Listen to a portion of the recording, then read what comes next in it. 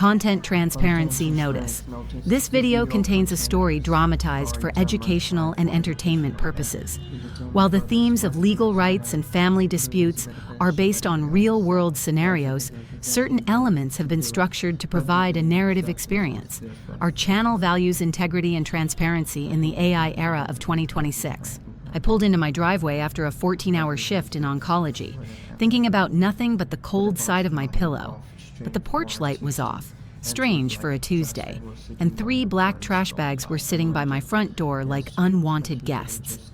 My key didn't just stick, it didn't even fit into the lock. Someone had replaced the entire handle set with a sleek, keyless touchpad. I touched the cold metal, and a red light blinked back at me like a warning. My name was scrawled on those bags in thick, permanent ink. I wasn't just a tired nurse anymore. I was homeless in a suburban Iowa winter.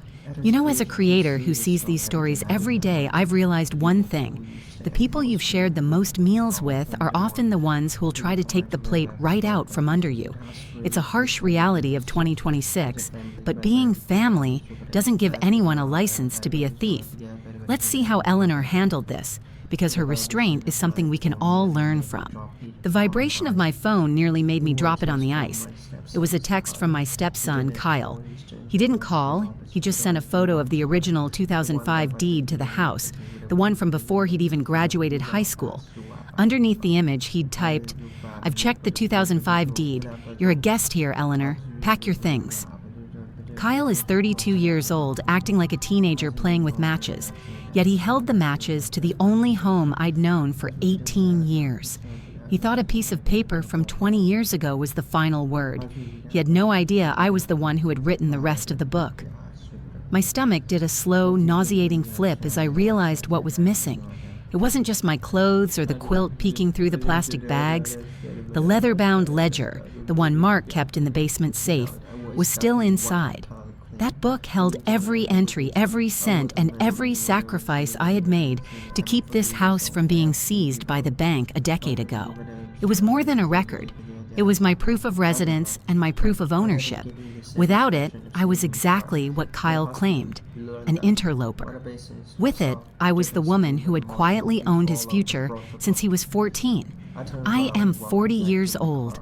I have seen people take their last breaths with more dignity than Kyle was showing in his first act of theft. I raised him. I sat at his graduation while his biological mother was too busy to show up. Now he was standing behind the curtains of the master bedroom watching me shiver on the lawn. I didn't look up. I didn't give him the satisfaction of seeing me cry. In the hospital, we learn that when a patient's heart stops, you don't scream at the monitor. You follow the protocol. I turned around and walked back to my car, my footsteps crunching on the frozen slush. I didn't need a key to win this. I needed a strategy. I checked into a Motel 6 on the edge of town, where the air smelled like stale cigarettes and lemon-scented industrial bleach.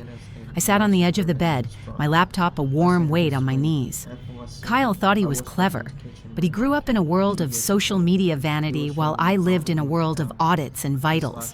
I logged into our smart home security portal. Mark had set it up so we could monitor the house during our late shifts at the hospital.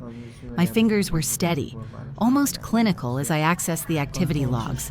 I found the entry almost immediately. At 1:45 a.m., the system registered a manual override. Kyle had used his master code to disable every exterior camera and the motion sensors. He didn't want any record of the locksmith arriving or him dragging my life onto the porch like trash. I downloaded the digital log, creating a time-stamped file. This was evidence E2. It wasn't a family misunderstanding. It was a premeditated strike. I stared at the screen, and for a second, I was back in the kitchen with Mark, 2 years ago.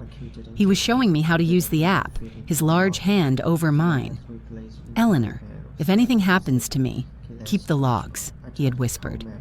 I thought he was just being paranoid about his health. Now I realized he was being realistic about his son. That memory was a small, warm spark in the cold reality of the night. The next morning, I drove to Community First Credit Union. I didn't ask for sympathy. I asked for the archives. I needed the records from the 2012 tax season, the year the IRS placed a lien on the house due to Mark's failed landscaping business. Mark had been devastated, but I had gone to the bank without telling him and used $40,000 of my own inheritance to clear the debt. It was the foundation our life was rebuilt on. Brenda, the clerk, printed the statement. "I remember this day, Eleanor," she said quietly. "You saved him." I took the bank statement and slid it into my manila folder. This was evidence E3. Kyle's 2005 deed was a ghost compared to this. The escalation didn't stop at a lockout. I drove past my home and saw the dust first, a white plume of pulverized drywall drifting from the open garage. Kyle had hired a cut-rate crew to begin reimagining the space for his short-term rental dream.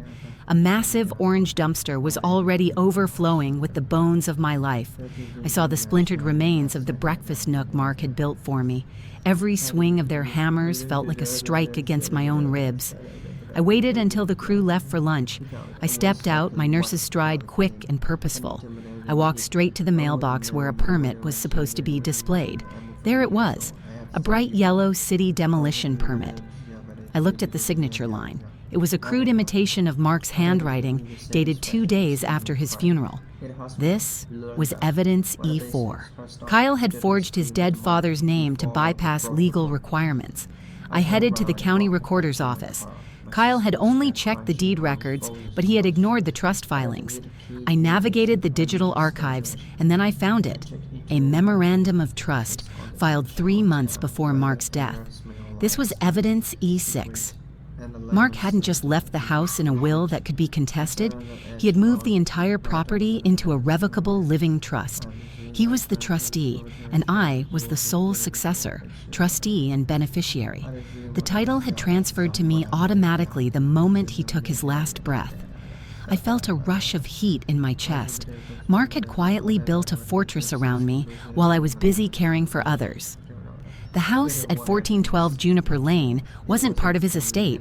It was the property of the Vance Family Trust, which I now controlled entirely. I took the document to the clerk and had a certified copy made.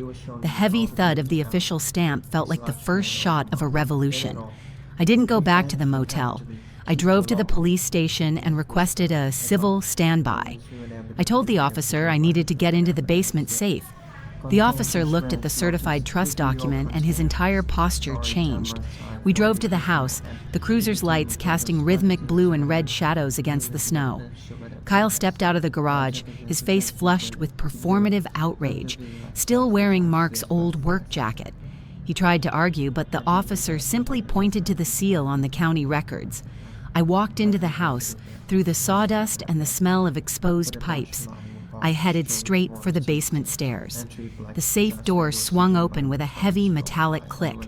I ignored the jewelry and went straight for the leather-bound ledger.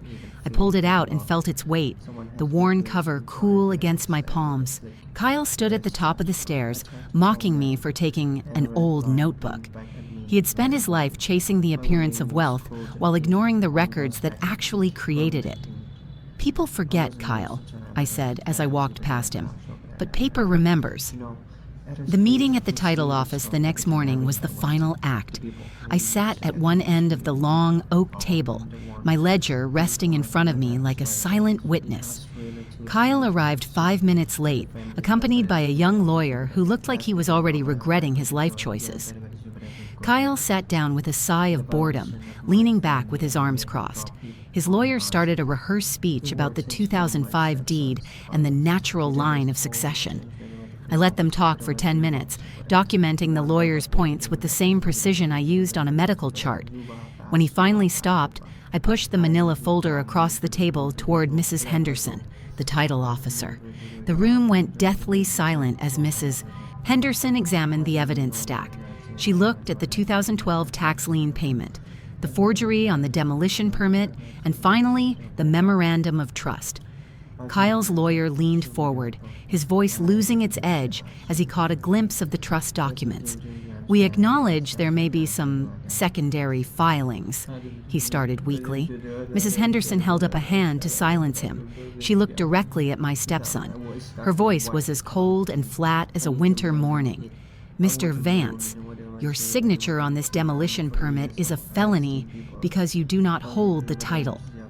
The air seemed to leave the room in a single sharp gasp. The weight of evidence E8 hit the table. She explained that because the property was held in a living trust, it never entered the estate Kyle claimed to inherit.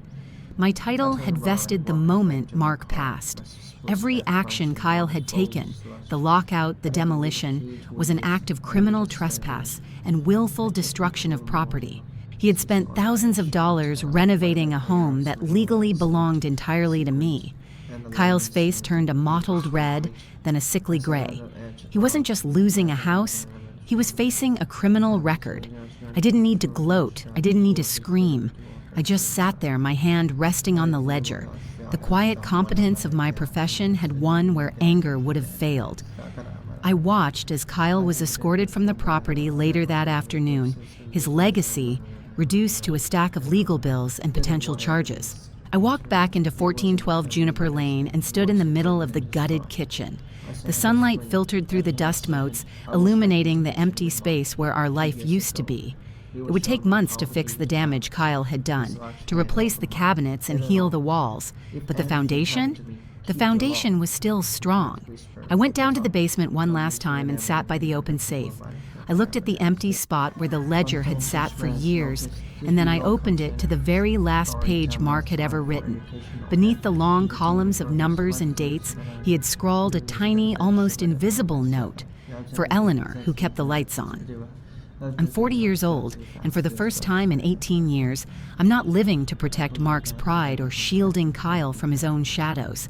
I'm finally living for the woman who documented every sacrifice, survived every betrayal, and never lost her way in the dark. If you're listening to this and you feel like you're being pushed out of your own life, remember the lesson I learned in that cold Motel 6. Anger is just noise, but documentation is a weapon. Kyle thought a sledgehammer made him powerful, but he forgot that the world, the real world, is built on paper and truth. My advice to you is simple. Never rely on family to do the right thing when greed is in the room. Protect your assets, file your trusts, and always, always keep your own ledger. Don't let someone else's gaslighting make you doubt your reality. Stay calm, stay clinical, and wait for the paperwork to speak for you. Integrity is a long game, but it's the only one worth winning. I placed the leather-bound ledger on the counter and turned off the lights, finally at home in the quiet silence of my own house. I didn't need a key to feel the truth of my victory anymore. As we wrap up this episode here at Family Justice Files, I want to take a moment to truly connect with the community we're building. These stories travel to places I've never been, and I'd love to know where this one found you today. Drop a comment and let me know.